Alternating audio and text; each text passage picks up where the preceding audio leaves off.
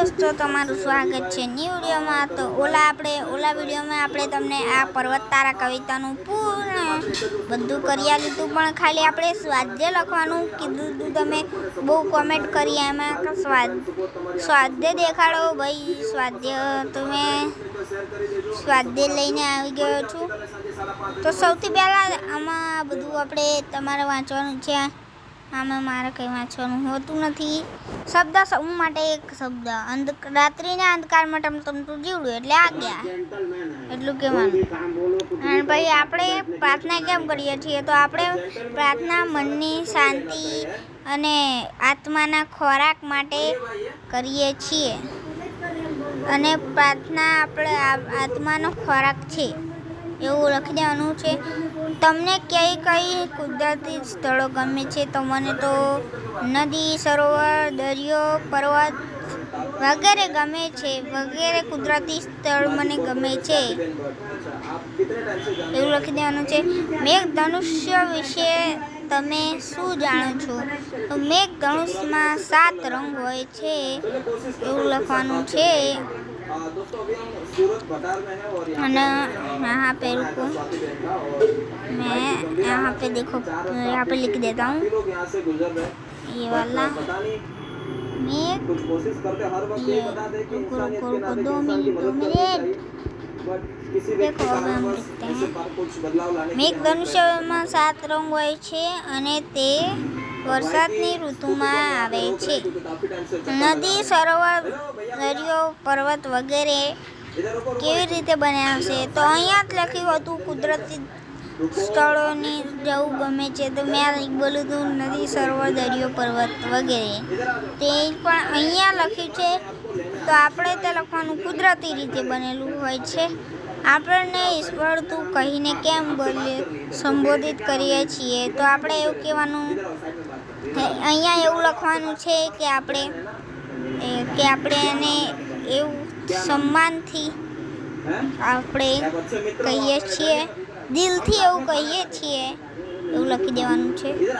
આપણું દરિયો ઉદાહરણ મુજબ જોડો અને વાક્ય બનાવો। તો અહીંયા લખવાનું છે દરિયો, તો આપણે વિશાળ પ્રવાહ, દરિયામાં વિશાળ પ્રવાહ આવે છે એવું લખી દેવાનું છે। અને સૂર્ય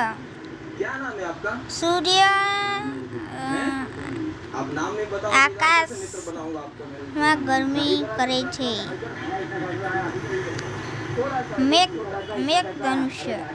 મેઘધનુષ્યમાં 7 રંગ હોય છે અને તે વરસાદની ઋતુમાં આવે છે।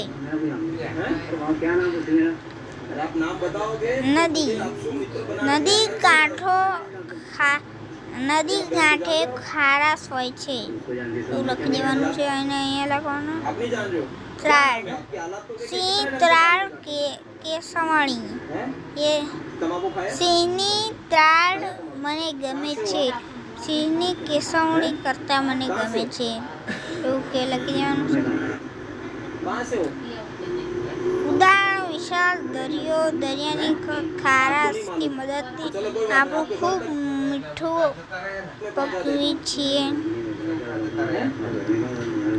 ઉદાહરણ ચશ્મા, આંખ, પતંગ, તો ઉદાહરણ ચશ્મા તો આંખ, પતંગ તો દોરી, કપડાં તો ખબર નથી, કાગળ તો पेंसिल, तो होड़ी, तो रुआटी, ऐसा लिख देना है। और यहाँ पे आपका जो पसंद है। कवि कोने भगवान ની આંખ ગણે છે? તો કવિ આમાં કોને ભગવાનની આંખ ગણે છે? તો આપણે પાછળ જઈએ। પર્વત તારા પહોળા ખંભા, સરોવર તારી આંખ, એટલે અહીંયા આપણે લખી દેવાનું છે કવિ ભગવાનની આંખ સરોવરને ગણે છે। વિશાળ દિલ હોવું એટલે શું? વિશાળ દિલ હોવું એટલે કે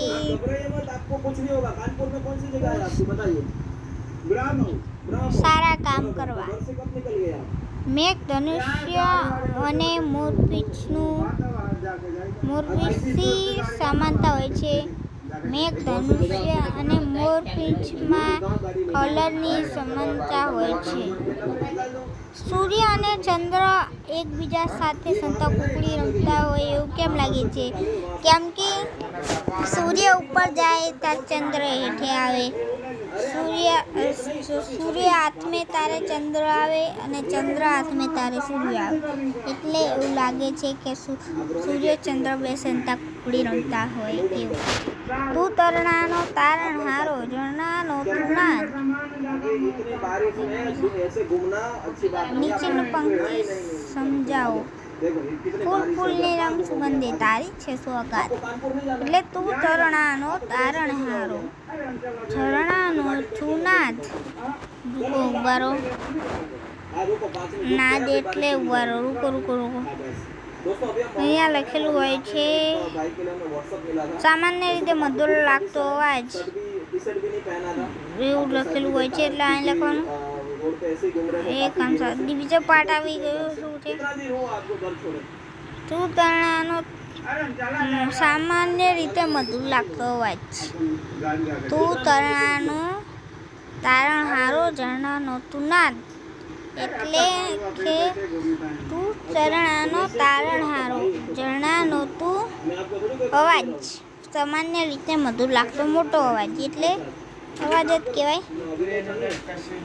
હવે આટલું આપણે બીજા વિડીયોમાં બનાવીશું. કેમ કે વિડીયો બહુ લાંબો થઈ જશે એટલે સ્ક્રીનશોટ પાડી દઈશ.